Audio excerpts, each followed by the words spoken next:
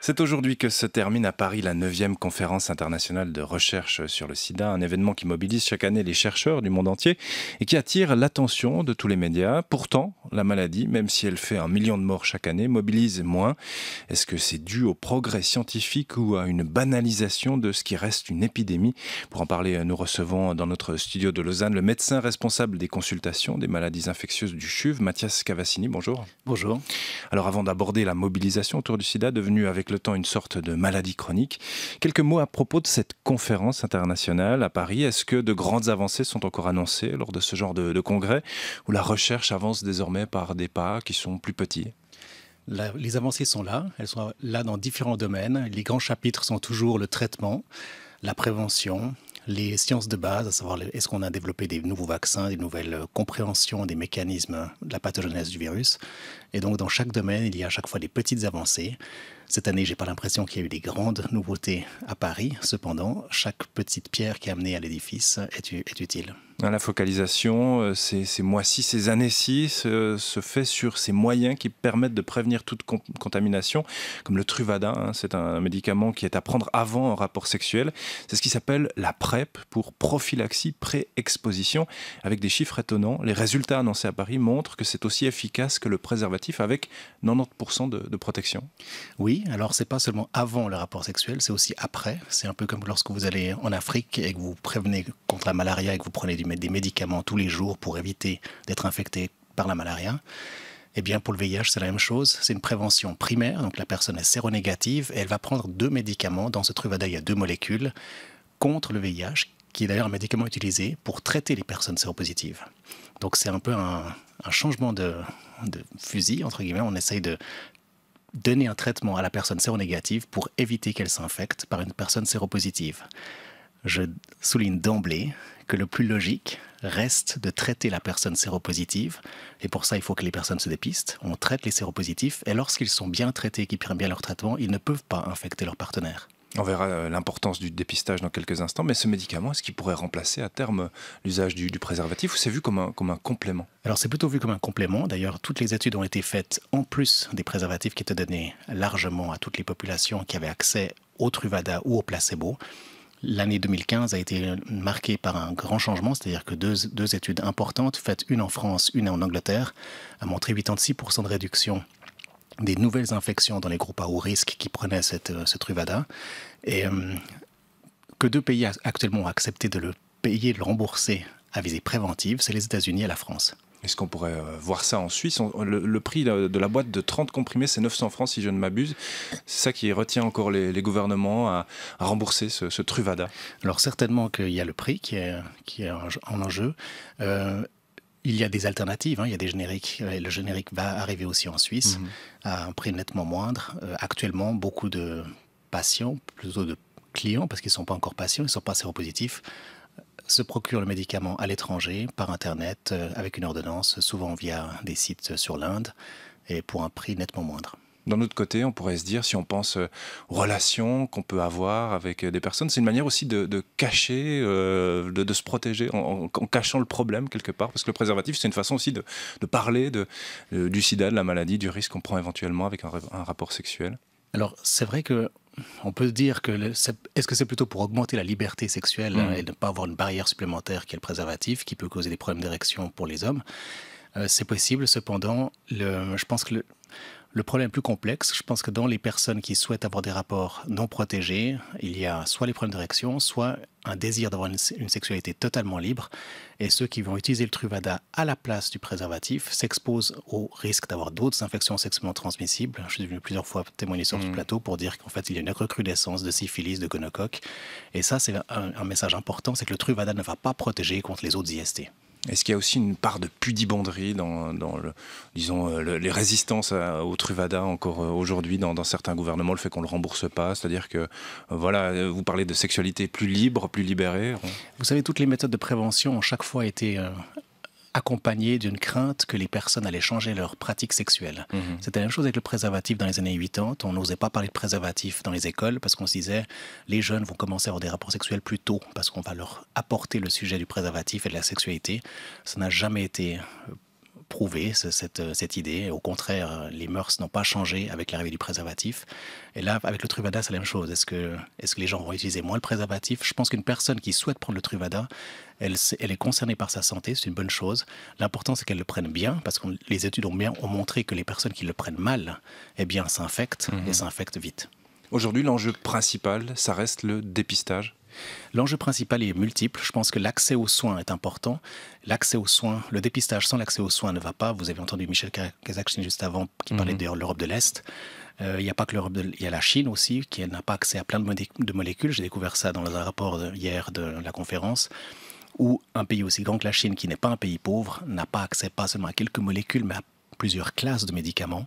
Et ça, c'est juste dramatique de réaliser que un si grand pays n'a pas accès à tous les médicaments alors qu'ils ont les moyens de se fournir. Et comment est-ce qu'on l'explique? Alors, les décisions politiques sont importantes et je pense que la démobilisation politique est un enjeu important. Les politiques pensent que le VIH n'existe plus.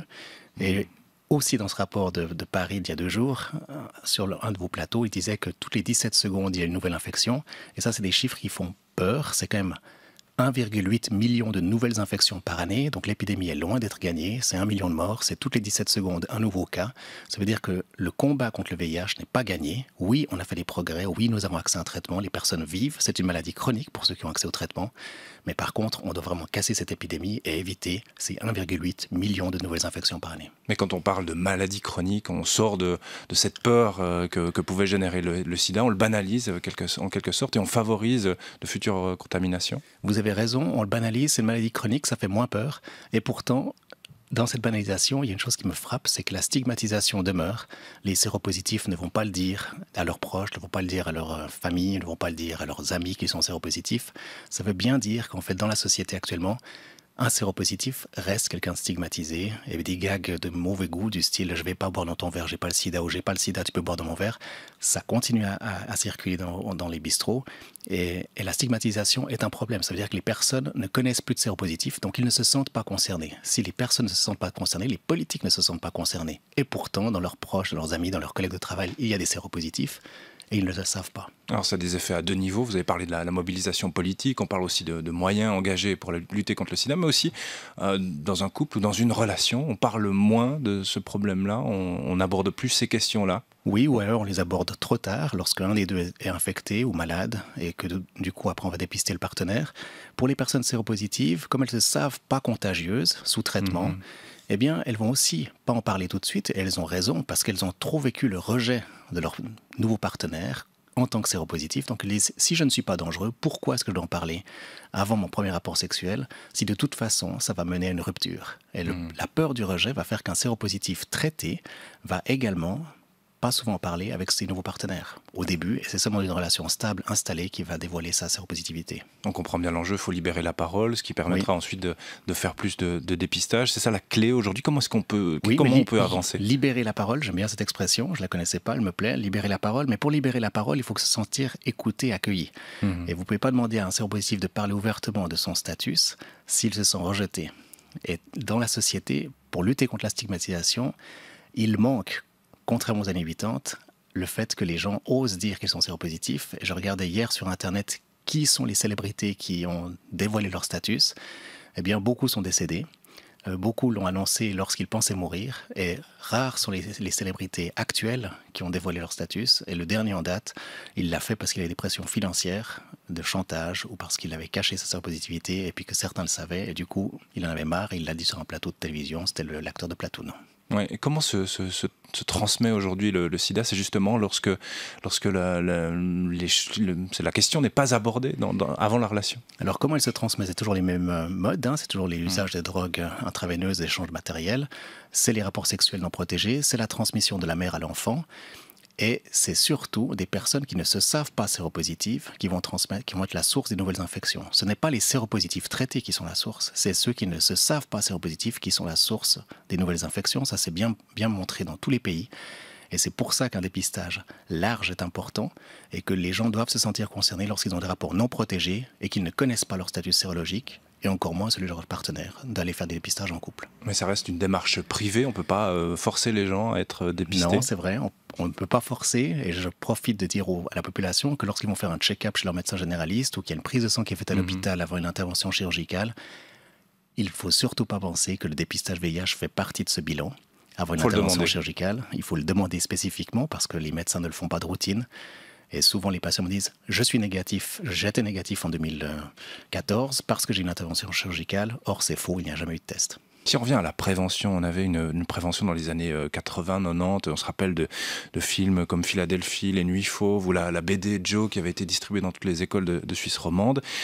Une prévention qu'on pourrait comparer à de l'effroi répandu autour de la maladie, l'amour qui donnait la mort, etc. Ce qui a pu provoquer quelques inquiétudes chez les jeunes de ces années-là, une sexualité peut-être un peu terrorisée par ces messages de prévention. Aujourd'hui, on a un message plus rassurant. Est-ce que ça nuit à la prévention, aux démarches des uns et des autres? Je pense qu'il y a la question quel est le message que l'on donne en 2017, et c'est là que sincèrement je pense que beaucoup de pays se posent la question comment faire la prévention VIH tout en ne banalisant pas la maladie, en même temps en donnant le bon message. Et là, c'est les grandes questions, parce qu'une maladie chronique traitable, comment encourager à ce que les gens la préviennent? Et là, je pense que, et surtout quand ils ne connaissent personne autour d'eux de séropositifs, c'est frappant pour les jeunes qui en fait ne réalisent pas que le VIH existe encore. Souvent, ils pensent que ça concerne que l'Afrique et que ça ne concerne pas la Suisse. Combien en proportion en Suisse? Eh bien, en Suisse, on estime entre 500 et 600 nouveaux cas diagnostiqués par année. Et puis, dans cette population nouvellement diagnostiquée, eh bien, il y a plus que 50% qui sont des Suisses. Et le problème, c'est que ce n'est pas que les jeunes, c'est aussi des gens de plus de 50 ans, plus que 60 ans, plus que 70 ans. Et donc la sexualité avec les moyens actuels et les personnes entre guillemets qui vivent longtemps, ils ont une sexualité qui dure aussi. Et souvent ils disent mais j'aurais jamais pensé que ça pouvait m'arriver à moi, je fais pas partie des groupes à risque. C'est la phrase classique, je ne fais pas partie des groupes à risque. Il y a beaucoup de culpabilité dans les nouveaux diagnostics. Un nouveau diagnostiqué va se dire ben voilà, c'est de ma faute, je suis responsable. Et il va encore moins divulguer son statut parce qu'il se sent responsable d'avoir été infecté, de ne pas avoir appliqué les messages de prévention, alors qu'en fait il a été infecté par confiance à son partenaire, par amour, et l'amour rend aveugle, on le sait. Quelles sont les pistes justement pour... Vous avez parlé de ces coming out, si on peut les appeler ainsi, de stars. Est-ce qu'il y a d'autres pistes, peut-être des films, des œuvres d'art qui pourraient à nouveau libérer la parole? On parle de ce film qui va sortir très bientôt, 120 battements par minute, qui parle de Act Up, de ces mobilisations qu'il y a eu, mais dans le passé. C'est toujours dans le passé. Exactement. Et je regrette qu'il n'y a pas un film qui montre le VIH en 2017, actuellement, comment les séropositifs vivent dans la société. Et je pense que c'est un film qui est difficile à faire parce qu'en fait, il n'y a pas d'émotion choc, c'est dramatique, il n'y a pas de mort, on arrive à vivre avec le traitement. Et donc, simplement, c'est un diagnostic qui est porté dans le secret. Et les souffrances psychologiques des personnes séropositives sont grandes. On estime que plus de 40% des séropositifs souffrent de dépression à un moment donné dans leur vie et dans leur suivi. Et donc, la difficulté psychologique est quelque chose qui devrait être médiatisé plus souvent. Et surtout, les personnes devraient comprendre qu'en fait, elles côtoient tous les jours des séropositifs, sans le savoir. Et je pense, pour que les gens se sentent concernés, il faudrait qu'il y ait plus de gens, entre guillemets, normaux, simples, pas des stars de rock, pas des grands écrivains ou des acteurs célèbres ou des stars du porno. C'est pas cela dont j'espère qu'ils témoignent. C'est aussi des gens simples, des gens politiques, des professionnels, des gens de tout le monde. On a toutes les professions qui sont infectées, des soignants, de tout. Et cela reste dans le secret. Et évidemment parce que ils ont souffert du rejet et ils entendent dans la société comment les séropositifs sont concernés, sont traités. Et tant qu'ils sont mal considérés, ils ne vont pas faire un coming out. Et je partage et je comprends tout à fait leur attitude. Je ne suis pas en train de dire « dites que vous êtes séropositif ». Ce n'est pas ce que je dis à ma consultation. Quand ils viennent vous voir dans votre consultation, qu'est-ce que vous dites, Mathias Cavazzini? Je dis qu'ils doivent informer leur partenaire sexuel stable. Si possible, informer aussi les partenaires anciens, s'ils ont leur numéro de Natel.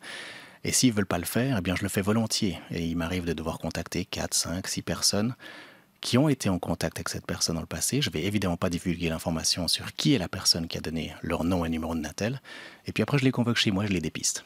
Alors je peux vous dire que les émotions sont fortes, les émotions sont grandes, ça m'est encore arrivé la semaine passée.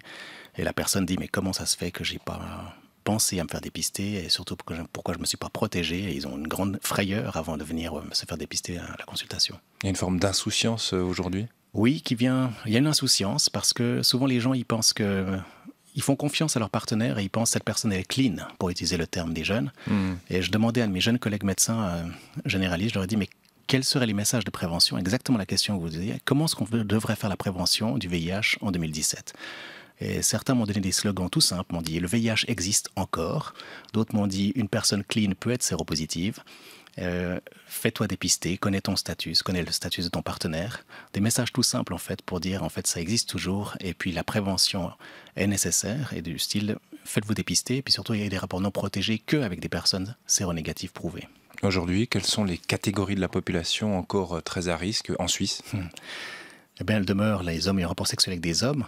Et j'insiste sur les hommes ayant rapport sexuel avec des hommes parce que beaucoup d'hommes ayant rapport sexuel avec des hommes sont des bisexuels. Et simplement ne s'affichent pas comme étant des hommes ayant rapport sexuel avec des hommes, s'affichent comme étant des gens mariés avec enfants. Et beaucoup de mes patients me disent qu'ils ont des rapports non protégés avec des hommes ayant rapport sexuel avec des hommes qui viennent avec toutes les applications qui existent, Internet, pour faire des rencontres. Eh bien, c'est une sexualité qui existe et ces personnes-là ne vont pas le dire à leur médecin et vont certainement moins se dépister que les homosexuels ouverts, open, qui ont déjà fait leur coming out et qui vont régulièrement faire le test. Oui, parce que le premier secret, c'est de taire la trahison du conjoint. Évidemment. Aujourd'hui, on pense aussi à d'autres catégories en Suisse, les migrants aujourd'hui. Alors les migrants sont évidemment des groupes à haut risque puisqu'ils sont issus de pays où la prévalence de l'infection est très élevée. Donc beaucoup de femmes sont diagnostiquées lors des grossesses en Suisse, des migrantes. Et c'est une population qui mérite d'être dépistée tôt dans leur cursus arrivé en Suisse. Certains cantons ont commencé à le faire. En tout cas, là, je sais que le canton de Vaud a commencé à le faire l'année passée. Et avec un taux d'acceptation, je l'entendais hier de mes collègues, qui est très élevé. Beaucoup de migrants acceptent de se faire dépister dans les centres de camps d'asile pour un dépistage VIH et sont favorables à se faire dépister. Donc il y a très peu de refus. Et c'est une bonne chose parce que comme ça évite qu'une personne séropositive qui arrive en Suisse infecte d'autres personnes si elle ne le savait pas avant. Et quelle influence ça a sur la demande d'asile, une fois qu'on connaît le statut de la personne? Alors, sur la demande d'asile, non, parce que ces personnes ne connaissent pas leur statut quand elles arrivent en Suisse. Elles sont dépistées arrivées en Suisse. Et puis par contre, ce qui va se passer après, sur le devenir de la personne, il est très variable. Il est très variable. Une personne séropositive, ce n'est plus une raison pour rester en Suisse. Et là, la Suisse s'est fortement durcie ces dernières années en renvoyant des personnes séropositives, même avec des sida, dans leur pays d'origine, en disant ils ont qu'à se faire traiter dans leur pays en Afrique. Et avec des garanties qui sont plus ou moins solides, avec un accès aux soins qui est garanti par la politique, alors que l'on sait qu'en fait que le coût pour l'accès aux soins en Afrique et le système de soins est très précaire, les ruptures de médicaments sont fréquentes. Et là, je pense qu'on a aussi une raison, je dirais pas une raison, une question morale à se poser. Et les politiques suisses devraient se poser la question, est-ce que vraiment c'est éthique? Est-ce que c'est moral de renvoyer des personnes quand on sait que la précarité du système de santé du pays d'origine existe? Et pourtant, on les renvoie. Et à votre avis, on devrait les garder parce qu'on peut les soigner ou les traiter en Suisse? Mais certainement qu'on peut les soigner, on peut les traiter, et ceci pendant très longtemps, à un coût qui n'est pas élevé du tout en termes de coût de la santé pour une personne qui est jeune et qui va travailler, parce que les personnes séropositives travaillent, donc il faut arrêter d'imaginer le séropositif comme quelqu'un laïc. Et ça, c'est un changement de concept aussi important que de dire qu'une personne séropositive, elle est là encore pendant des années, l'espérance de vie est excellente, elle est proche de la normale. Donc quelqu'un qui a 20 ans qui est séropositif, il va avoir une formation, il va travailler, et un migrant qui peut travailler, il va vouloir le faire. Et j'ai beaucoup de mes patients migrants qui disent « j'aimerais travailler ici, je ne veux pas être un fardeau pour la société ». La Suisse renvoie certains migrants séropositifs dans des pays où l'accès aux soins n'est pas garanti. Là, il y a une responsabilité morale, il y a une certaine... C'est un sujet dont on parle assez peu finalement. On parle peu parce qu'évidemment que c'est un sujet délicat. Pourquoi? Parce que les Suisses ne voudraient pas savoir qu'en fait, ils partagent une assurance maladie qui va aussi soigner des migrants séropositifs. Les Suisses, pourtant, sont assez sensibles au fait d'avoir été impliqués politiquement de manière négative dans la Deuxième Guerre mondiale pour avoir envoyé des gens en Allemagne en disant qu'ils y allaient pour travailler. Et pourtant, l'histoire se répète, puisque maintenant... Vous faites une comparaison... Je fais une comparaison dure, mais elle est là. Et quand je lis les rapports de l'Office d'immigration, je ne peux pas m'empêcher de faire ce parallèle. Alors je sais que c'est politiquement très dur et que certainement que certains vont s'offusquer et m'écrire un email après. Et pourtant, si on lit bien les lettres et les documents officiels, c'est des phrases du style « Le pays nous garantit que cette personne aura accès aux soins et donc il n'y aura pas de danger pour sa santé ». Donc elle peut revenir. Mais d'un autre côté, on ne peut pas considérer qu'être séropositif soit la garantie d'obtenir l'asile en Suisse. Alors certainement pas. Alors ça c'est sûr que non. Ça c'est sûr que non. Ça fait des années que ce n'est plus du tout une garantie de rester en Suisse lorsqu'on est séropositif et même avec un sida. Très brièvement, dernière question, est-ce qu'il faut rendre le dépistage systématique pour les migrants ? Alors, il devrait être systématique, pas seulement pour les migrants, pour la population générale. Si on veut casser l'épidémie, ça fait partie de la prévention. Trois pays l'ont instauré, les États-Unis, la France, l'Angleterre presque, en Suisse, pas du tout. Et on suivra ça. On va lire la presse avec Laurence Bolomé et Sandra Zimmerli qui nous ont rejoints dans ce studio. Les médecins hospitaliers perdent beaucoup trop de temps avec de la paperasse. Une étude alémanique le montre une fois de plus, Sandra. Oui, c'est l'hôpital de Baden qui a été passé au peigne fin et les résultats sont frappants selon la Aargauer Zeitung.